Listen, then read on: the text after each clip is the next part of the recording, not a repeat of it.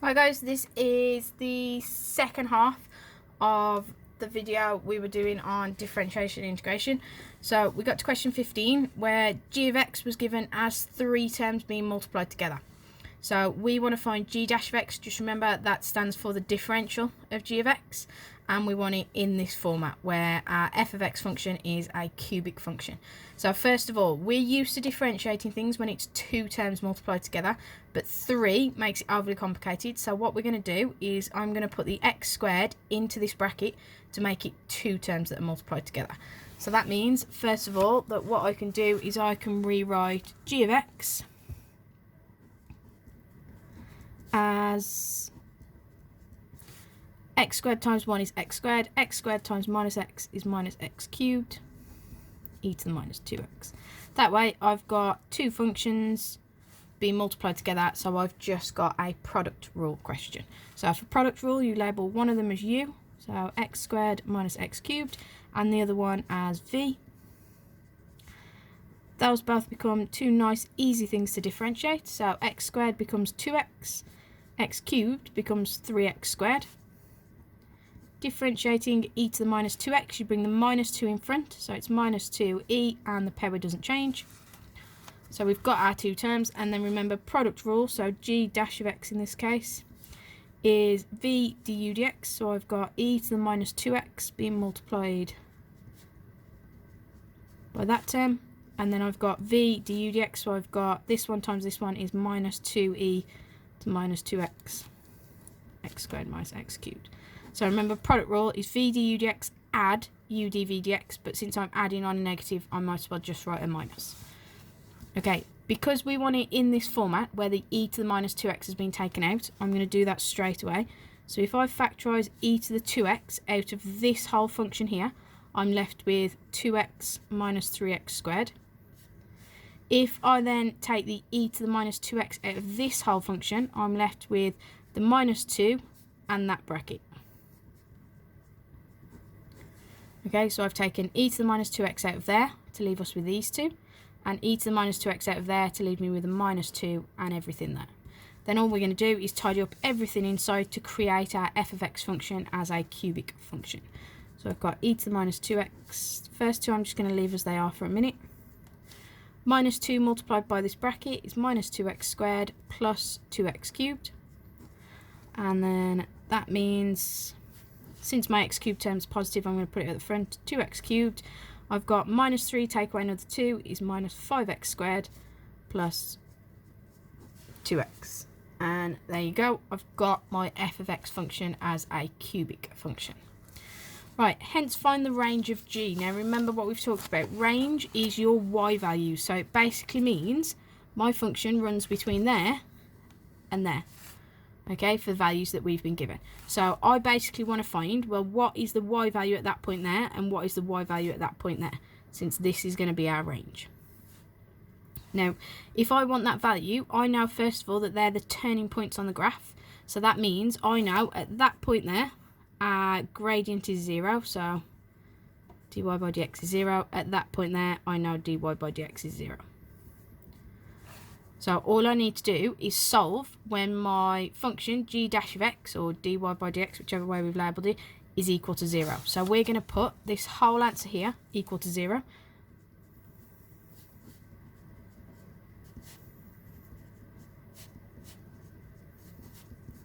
And remember what we said, an e to the x graph is going to look like that. The minus may flip it and so on, but it's still never going to touch 0. Sorry, that was a bit light.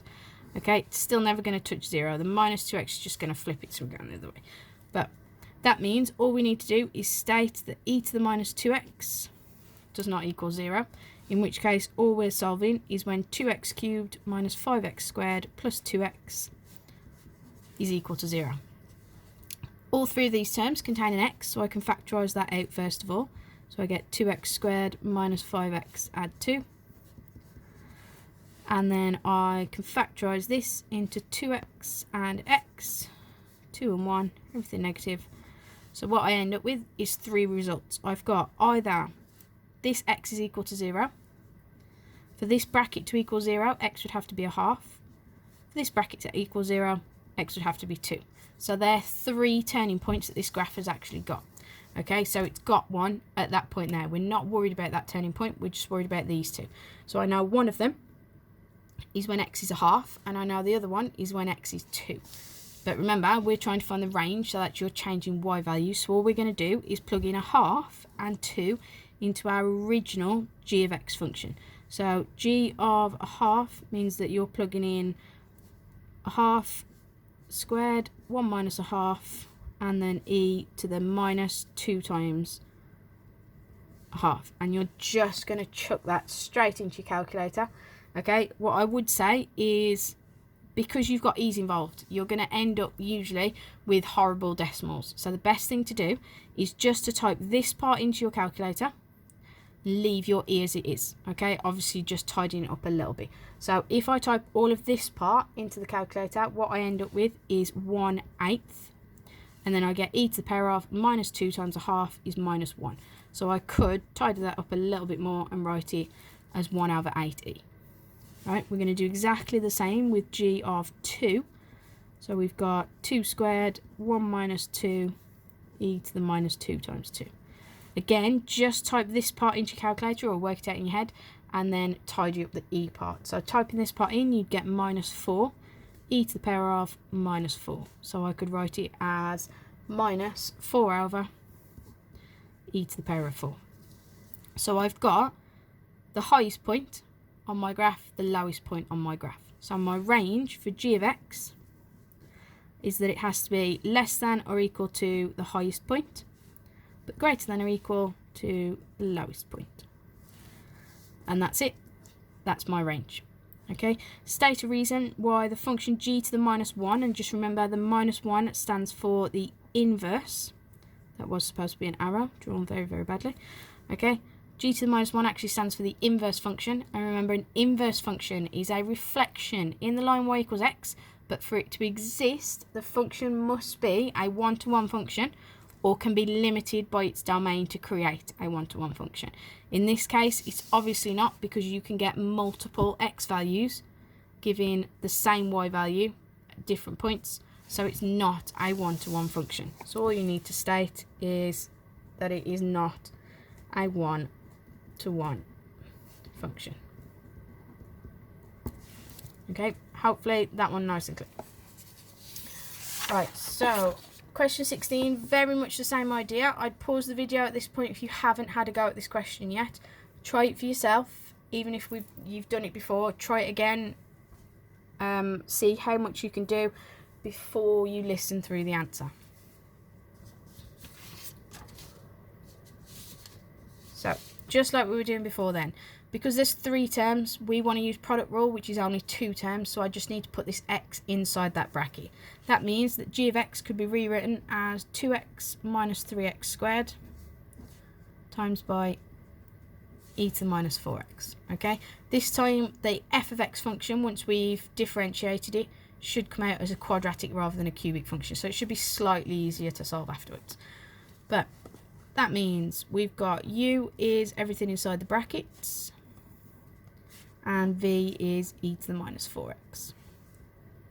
So we get du dx is 2 minus 6x, and dv dx is, bring the number down in front, so minus 4 e to the power of, and the power doesn't change. Remember, you don't bring the x down, just the minus 4.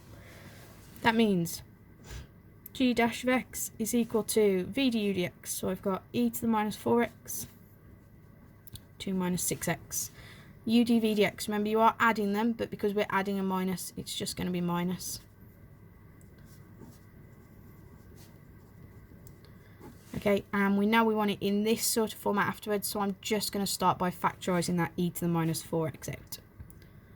That means out of this whole function, it would just leave me with what is in the brackets there. If I take it out of this function, I've got the minus 4 and everything inside the brackets. Okay, and then from there, it's just to tidy it up to get that quadratic function. So 2 minus 6x minus 8x, add 12x squared. So I get e to the minus 4x, 12x squared, minus 14x plus 2. And there's our function. Okay, again, we're looking for the range of g. Now, the range of g is going to be between this point and our lowest point. Okay, so again, we're going to put it when it's equal to 0 to find those two turning points. So when this turns again and this point here, because we're looking at any value where x is greater than or equal to 0. So from there to where the graph turns again. So that means we're putting everything that we had before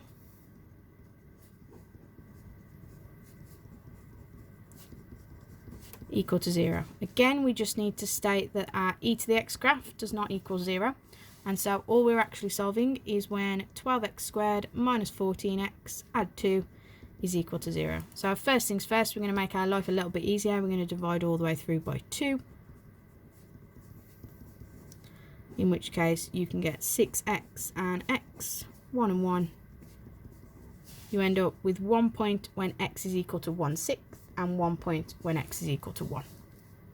Okay, so again, like we did last time, because it's actually the range we're finding, the range is your y values.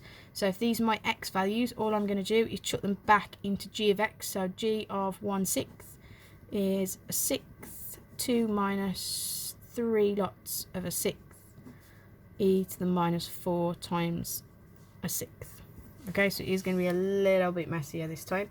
But type everything apart from the e part into your calculator. This part here should give you a quarter, and then you get e to the minus 2/3. Can, if you write it as 1 over 4e to the 2/3. Okay, so there's our first result. We're then going to do when g is 1, so that's 1 lot of 2 minus 3 times 1 e to the minus 4 times 1. Again, this part in your calculator, this part just tidies it up. So you get minus e to the minus 4. So we get minus 1 over e to the 4. That means that our values for our graph fall between these 2 points. So g of x has a range where it's less than or equal to 1 over 4e to the 2/3, but greater than or equal to minus 1 over e to the 4. And that's it. That's our range. Okay, if we're moving on to question 17, what you've got is two functions multiplied together which need to be integrated. Now, if you're integrating where you've got two terms multiplied together, you're going to be using, okay, typically a by parts rule. Okay, so remember, for by parts, you're integrating something in the form u dv dx. Okay, and the formula is uv minus the integral of v du dx. Okay, so you're partially integrating, partially differentiating different parts of this as you go through. Just remember, key thing is that when you're integrating, you cannot integrate ln x. So in terms of labelling u and dv by dx, the ln x part has to be your u term. Okay, so we get u is ln x. That means that dv dx is 1 over x cubed, which is x to the power of minus 3. Remember, you can't integrate while it's in fraction form. So that means differentiating ln x gives us 1 over x.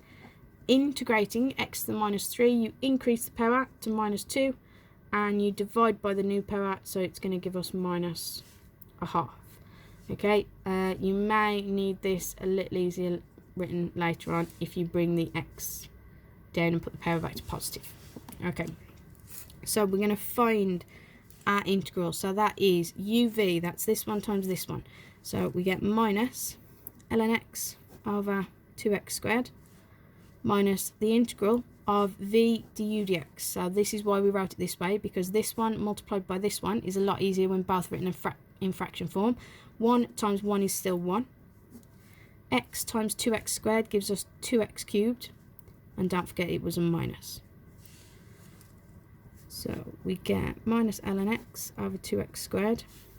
I'm going to put that minus outside for a minute, so I get plus the integral of, and this one I'm going to write as a half x to the minus 3, just so that it's in a format that we can integrate it. Okay, so we get, if we integrate this, we increase the power to minus 2 again. And if I divide by minus 2, this is going to become minus a quarter. Okay, and then you put your plus c on the end. So this just needs tidying up a little bit. I get minus ln x over 2x squared minus 1 over 4x squared plus c. Okay.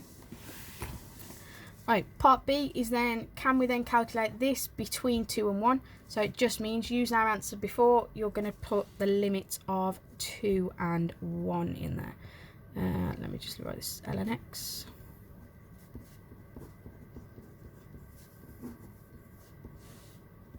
So what we get is minus ln 2 over 2 squared is 4 times 2 is 8, minus 1 over 2 squared is 4 times 4 is 16. And then you're minusing, plugging 1 in. So we get ln 1 over 2 minus 1 over 4. First things first, ln 1 is 0. So that one's going to disappear. So we end up with minus ln 2 over 8 minus 1/16, add 1/4. So that means if I want to give all of 3 of these the same denominator, if I times top and bottom of this one by 2, I get minus 2 ln 2 over 16 minus 1/16, add 4/16. So 4 take away 1 is 3.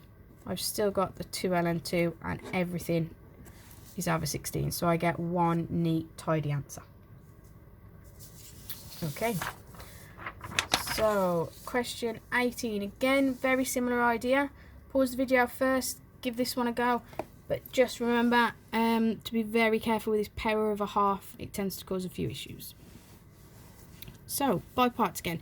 This time we haven't got any ln x, so we're going to label our x term as u, so that when you differentiate it, that term essentially disappears. Okay? And then we're going to label dv by dx as our e to the power of a half x. So, differentiating x just gives us 1, so I've got something much easier to deal with. And integrating this, remember what you end up doing is dividing by the power instead of multiplying by the power. So if I divide by a half, I get 2e to the half x. Okay, that then means our integral is uv, so I get 2x e to the half x, minus the integral of v du dx, so this one times this one is 2e to the half x dx. Be careful with notation, make sure it's still there. Right, that means this one stays exactly as it is. When I integrate this, I divide by that new power. Okay, obviously power doesn't change with e, so I know it's e to the half x. If I divide by a half again, this is going to become 4 plus c, and that's it, that one's done. Right, hence calculate. Be very careful you don't get tripped up by this. We've only integrated this term, and more importantly, we've integrated this term as a positive term. We haven't dealt with this before. So the first thing you're going to do is your integral is, if I integrate 4x, I get 4x squared over 2, so I just get 2x squared. And then because I'm minusing everything I've already integrated, I'm just doing the minus of this answer. So I end up with negative 2x e to the half x and positive 4e to the half x. And we don't need the plus c, we just need to put our limits of 4 ln 2 and 0. So there is going to be quite a bit of messing about with putting terms in, so we might be a bit tight on space this time. So that means I get 2 lots of 4 ln 2 squared minus 2 lots of 4 ln 2 e to the half of 4 ln 2. Sorry, this is going to be very long. Plus 4e to the half of 4 ln 2. And then minus, well, if I plug 0 into there, that one's going to be 0. If I plug 0 into there, that one's going to be 0. If I plug 0 into there, I get a half times 0 is 0. E to the 0 is 1. So I've just got minus 4. Okay. This lot needs a lot of tidying up. So first things first, 4 squared is going to give us 16 times 2. That's going to give us 32. The ln 2 all squared is just going to have to be written as ln 2 all squared. Minus, now on this one you've got 2 lots of this is going to give us 8 ln 2 e to the 2 ln 2 plus, and then this one at the minute I'm just going to write as 2 ln 2. Okay, so still quite a lot to deal with. In terms of 2 ln 2, we don't want e's and ln's involved. So what we're going to do is, to be able to get that to cancel out, I need to remove that 2. So if I use the power rule, I can say that that part there is e to the power of 4. Okay, so I get 32 ln 2 squared, 8 ln 2, e to the 4, plus 4 e to the 4 minus 4. So again, first one stays exactly as it is. That's not going to change. This one, sorry, I was supposed to write ln 4, and I was supposed to write ln 4 there. Okay, so we took that as 2 squared to remove that 2 from in front. E and ln can then cancel. I'm just bringing that 4. So I've got 8 times 4 is 32 ln 2. Plus, again, e and ln will cancel. I get 16 minus 4. So what we end up with is 32 ln 2 squared minus 32 ln 2 plus 12. So a lot of manipulating log terms, so just be very careful. You can only cancel the e and ln when there is nothing in between, so we use the power rule to take that up, make it 2 squared, which is where we got 4 from instead. Then e and ln will cancel each other out, just leaving us with the 4. Okay, so last few questions, not too far off now. If we look at question 19, we've got a substitution rule question, and it's got trig involved. Okay, so remember, substitution, the whole aim is everything in here which currently has an x involved, that includes the dx, must be replaced with theta symbols. Okay, so since I know that x is equal to 4 sine squared theta, the only way I'm going to get a dx term is if I differentiate x with respect to theta, so that I've got a dx and a d theta, so that I can replace things. That means I'm differentiating x in terms of theta. Now differentiating this, we're treating it as 4 lots of sine theta squared. So you're essentially doing a chain rule question. So I get 4 times, bring the power down, reduce the power by 1, and then times by the differential of what's inside. Sine differentiates to give us cos. That then means that what I end up with is 8 sine theta cos theta, and at the minute I'm going to leave it as that, and that is dx equals 8 sine theta cos theta d theta. So all we've done at that point is just multiply up to get the dx by itself, so that I've got something to replace there. X I can replace nice and easy, x on the bottom I can replace nice and easy. So it is going to be a very complicated looking question. It's going to take quite a lot of lines. And the second thing, if I do this part first actually, is remember you need to, because it's a show that question, we need to show why 3 has now become pi by 3 and why 0 is still 0. So limits, remember, if x is equal to 3, then you get 3 is equal to 4 sine squared theta. That means that 3/4 is equal to sine theta, in which sine squared theta, in which case you do the root of 3/4 is sine theta, and if you do sine to the minus 1 of the square root of 3/4, what you end up with is pi by 3. We then do the same with x equals 0. So we get 0 is equal to 4 sine squared theta. Each time just using our x equals term. So from there, if I divide by 4, I get 0 is still equal to sine squared theta. If I square root it, I get 0 equals sine theta. If I do sine to the minus 1 of 0, I get theta is still 0. So that's where our 2 new limits have come from that they've got in the question there. Okay. So our question now becomes the integral between pi by 3 and 0 of, and I just need to replace everything in there. So I get the square root of x is equal to 4 sine squared theta. Okay, that's the first part. On the bottom, you get 4 minus x, so 4 minus 4 sine squared theta. And dx gets replaced with what we worked out here, which was 8 sine theta cos theta. d theta. So you can see there's going to be quite a lot to kind of tidy up and deal with. So first things first, if I deal with this one, I know that sine squared plus cos squared equals 1. So I also know that cos squared theta is equal to 1 minus sine squared theta. So in this case, because I've got 4 lots of that, this on the bottom here can be replaced with 4 cos squared theta. So I end up with 4 sine squared theta over 4 cos squared theta.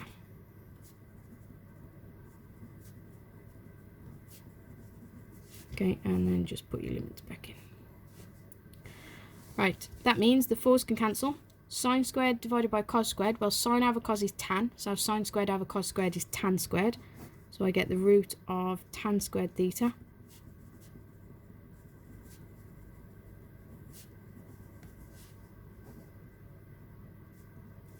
And square root of tan squared obviously just takes you back to tan.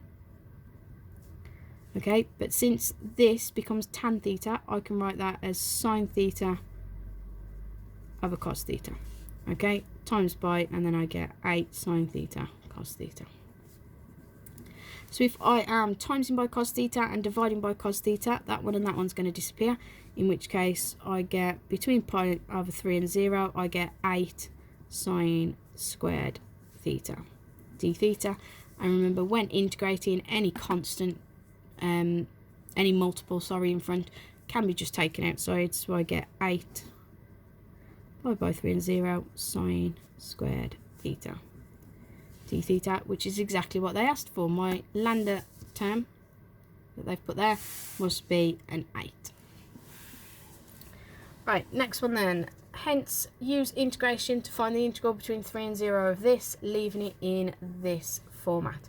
So we basically just want to do 8 times the integral of sine squared theta d theta. So first things first, we cannot integrate sine squared. Okay, there's now a nice method like the chain rule for differentiating. Instead, what you need to do is use an identity to replace this with.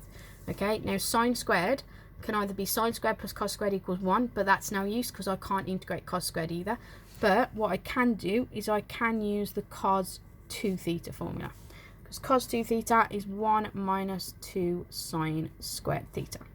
So I get 2 sine squared is equal to 1 minus cos, and then sine squared theta is equal to a half minus a half cos 2 theta.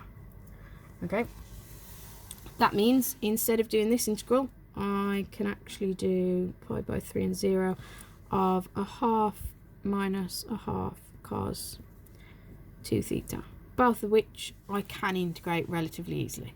Just to make life a little bit simpler, what you can do is basically take the half out of both of these and put it outside with the 8. So a half of 8 is 4, and do the integral between pi by 3 and 0 of 1 minus cos 2 theta. Okay, something nice and simple to actually integrate. So I get integral of 1 in terms of theta is just theta. If we integrate cos, we go back to sine, and then the extra 2 goes on the bottom, so it's a half sine 2 theta. So remember, when you do essentially chain rule for differentiation, we'd have times by that 2. So when you're integrating, you're cancelling that out by dividing by that 2. Okay, between pi by 3 and 0. So running out of space a little bit here. 4 lots of, and then we get pi by 3 minus a half sine of 2 pi by 3 minus, and then 0 minus a half sine of 0. That means if you go to there, never mind. If I deal with this part, I get 4 lots of pi by 3 minus, and this part in your calculator is going to give you root 3 by 4. And then we've got minus, and this is 0, and this is 0. Since sine of 0 is 0, this is all just going to disappear on this side. So it's basically just 4 lots of this. That gives me 4 pi by 3 minus, and then root 3. And that's it. I've got a multiple of pi plus some constant, where everything is nice exact constant. So it's another one where you type it in a bit at a time on your calculator rather than in one full go, because your calculator will not leave it in a nice full. Right, so similar style idea. Okay, we're using the substitution this time that x is equal to 2 cos u, and we're showing that we can write it in this format. So this one at least hopefully should be a little bit less in terms of lines. But first thing, I can replace the x squared relatively easily. I can replace that x squared relatively easily. I just need to be able to replace dx. So if x is equal to 2 cos u, if I differentiate x with respect to u, I get cos goes to minus sine, so it's minus 2 sine u, in which case I can write dx equal to minus 2 sine u du. Okay, so let's replace what we've got here. We've ended up with the integral of 1 over x squared. Well, if I square this, I'm going to get 4 cos squared u times by, and then I've got the square root of 4 minus, and x squared we just worked out again, 4 cos squared u, and then I'm timesing this whole thing by my dx term, which we worked out here as minus 2 sine u du. Okay, so we're going to tidy that up a little bit.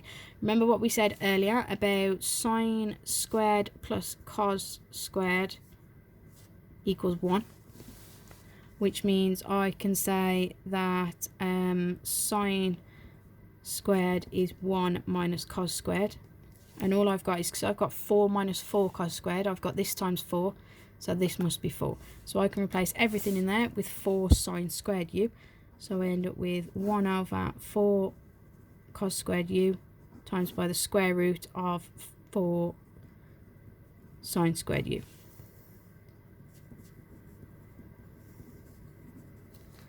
So square root of 4 sine squared is just 2, and I can put this on the top, so I've got minus 2 sine u over 4 cos squared u times by, and the square root of this was 2 sine u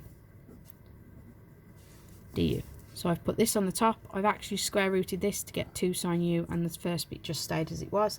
That means that obviously that one and that one cancel. What I end up with is the integral of minus a quarter times by 1 over cos squared u.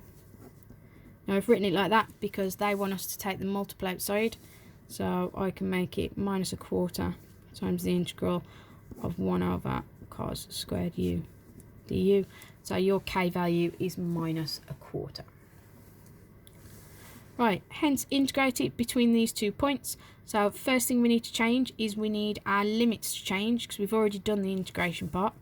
So in terms of the limits, we know that if x is equal to root 2, then we get root 2 is equal to 2 cos u, using our what x is equal to right at the beginning there.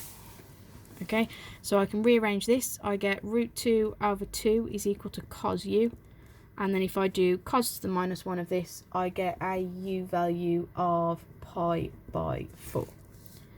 Okay, if I use when x equals 1, I get 1 equals 2 cos u, in which case a half is equal to cos u, and then if I do cos to the minus 1 again, I get my u value this time as pi by 3. Okay, so that means my integral ends up with minus a quarter integral between pi by 4 and pi by 3 of 1 over cos squared du. So I can now actually do the integration part. Okay, everything we've done so far is just getting it into a form that I can integrate. Now, first thing, we can't integrate it while it's in fraction form, but 1 over cos squared is actually the same as sec squared. So I get pi by 4, pi by 3 of sec squared u. Okay, remember 1 over cos is sec, so 1 over cos squared is sec squared. And then all we're going to do is the integral of sec squared is tan. So I get minus a quarter of tan u between our 2 points. So So I get minus a quarter of tan pi by 4 minus tan of pi by 3. Okay, that gives us minus a quarter of 1 minus root 3. Okay, tan of pi by 4 is 1, tan of pi by 3 is root 3. If I chuck the minus a quarter into that, I get minus 1 quarter plus root 3 over 4. They want it in this format, so all we're going to do is basically put this at the front.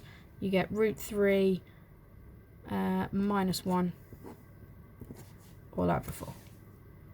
Okay, hopefully that kind of made sense. I know these are always a bit tricky with substitution and with all the different steps involved, but just listen through it and make sure that you know what you're doing with that one.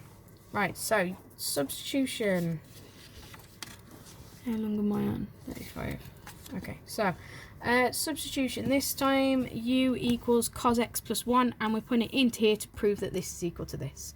So first things first, what we've got is I can replace the cos x plus 1 nice and easy. Sin x is a bit trickier, and dx needs replacing. So I know if u is equal to cos x plus 1, then du dx is cos goes to minus sin x, 1 just disappears. So I can say that du equals minus sin x dx. Okay, now I'm going to leave it like that for a second. Sorry, just realised I wasn't on the screen for that part. I'm going to leave it like that for a minute. In terms of replacing this, we need our limits as well.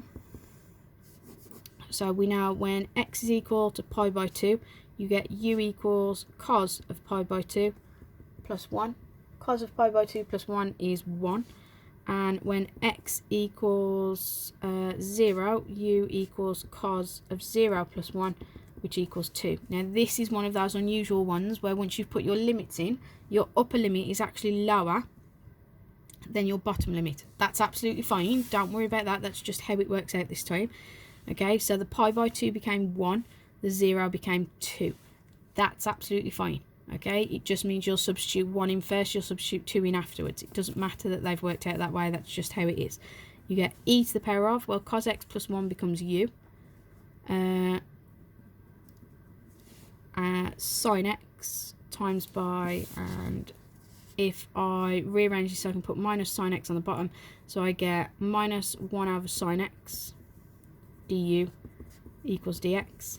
So I can replace dx there with times by minus 1 over sin x du.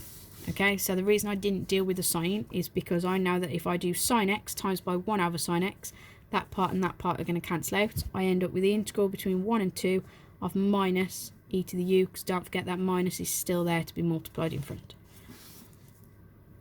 Okay, that's something nice and easy to integrate. If I integrate minus e to the u, I get minus e to the u, and we're integrating between 1 and 2. That means I get minus e to the 1 minus, and then minus e to the 2. So I end up with minus e plus e squared. And all we want to do is we want to write it in the format they want there. So they've just factorised an e out. So if I take an e out of both, I get minus 1 plus e, which they've just written the other way around as it's a little bit neater. E brackets e minus 1. Okay, next one. Use the substitution u equals 2 to the x to find the exact value of this term. So first things first, we need to find out what dx is equal to. So if u is equal to 2 to the x, that means du by dx. Remember, when you differentiate a number to the power of x, you get 2 to the x, ln, and then whatever that number is, so ln 2.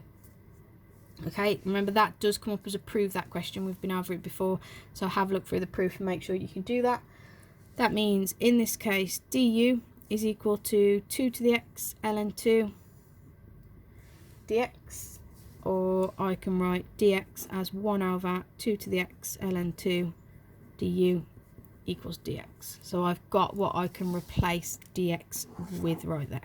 Okay, so we get the integral, and I do need to change my limits. Let's just go back and do limits first. So we know when x is equal to 1, u is equal to 2 to the power of 1, which is 2. And when x is equal to 0, u equals 2 to the power of 0, which is 1. So we're integrating between 2 and 1. Okay? Right, on the top we get u. On the bottom you get u plus 1 all squared. And then you're timesing by, and dx is 1 over, in this case it's 1 over 2 to the x ln 2. 2 to the x we know is u. So it's 1 over u ln 2 du. Okay, that means u on top and bottom will cancel out. I can put the 1 over ln 2 outside. 2 to the 1, and I get 1 over u plus 1 all squared du. So I've now got it in a format that I can integrate. It does need a little bit of tidying up in that I don't like integrating things that are in fraction form. So we write it as u plus 1 to the minus 2. Okay, that is something that we can integrate much easier. So number outside stays as it is. Remember, this is just a constant. That's why I've been able to take it outside. It's just a multiple of our term, just like when we took the 8 out in the cos squared question or the 4 out in other questions. Okay, a multiple of something doesn't affect anything. You can put it back in afterwards. So this one, if I integrate this, we increase the power and divide by the new power. So if I increase this, I get a power of minus 1. If I divide by minus 1, it's just going to make the whole thing negative. And then you divide by the differential of what's inside. Well, differentiating inside gives us 1. If I divide by 1, it's not going to change my number between 2 and 1. Okay, so I get 1 over ln 2. I've just realised I'm going to run out of space on this one. I get this, if I just write it out there, I could have written as minus 1 over u plus 1. Just for the sake of substituting into this is a little bit easier. I get minus 1 over 2 plus 1 is 3. And then minus, and you get minus 1 over 1 plus 1 is 2. Okay, so that's plugging in 2, that's plugging in 1. I get 1 over ln 2 multiplied by minus a third, add a half, gives us a sixth. So I'm multiplying by a sixth. I get 1 over 6 ln 2 as my exact answer.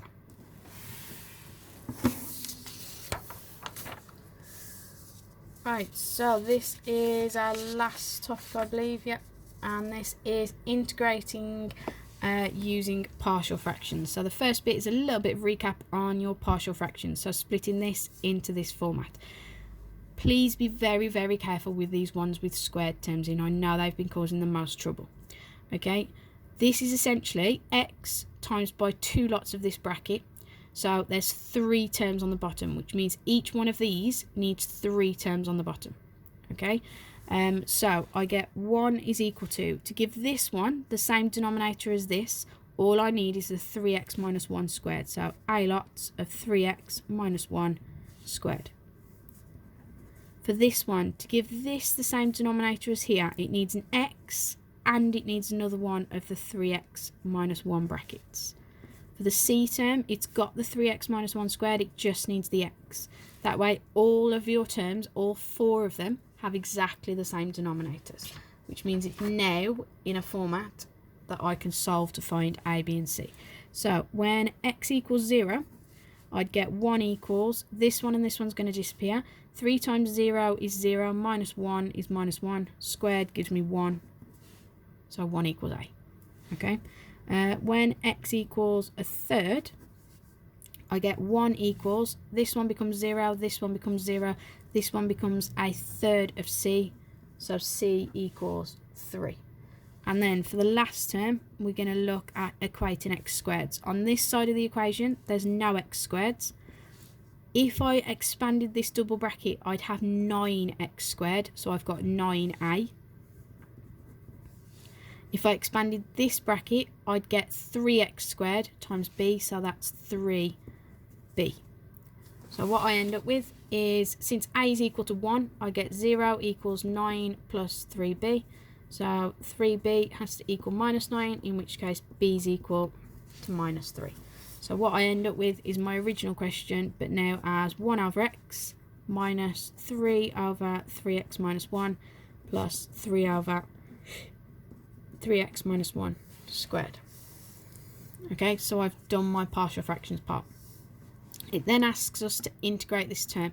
So what we're actually doing is we're integrating what we've just worked out there. Now, these ones I can integrate as they are in fraction form. This one needs to be brought up as a power of minus 2, because remember, we can't end up with logs while things have squared terms on the bottom. So on this one, when you integrate 1 over x, you get ln x. If we differentiate 3x plus 1, I get 3, which is what I've got on the top. So I've just got minus ln of the bottom. And then this one, we increase the power to get a power of minus 1. If I divide by minus 1, it's going to make the whole thing negative. Okay, and then remember, you've still got that 3 in front. You also need to divide by the differential of what's inside. If I differentiate this, I get 3. So what I end up with is ln x minus ln of 3x plus 1 minus, and the 3's cancel, I just get 3x minus 1 to the minus 1 plus c. Okay, and that's it. In this case, you don't need to try and put the log terms together, because in this case, this one doesn't have logs involved, so you can't make it nice and simple. So unless they specify, that would be accepted as an answer. Right, that then means part 2 is to integrate it between 2 and 1. So what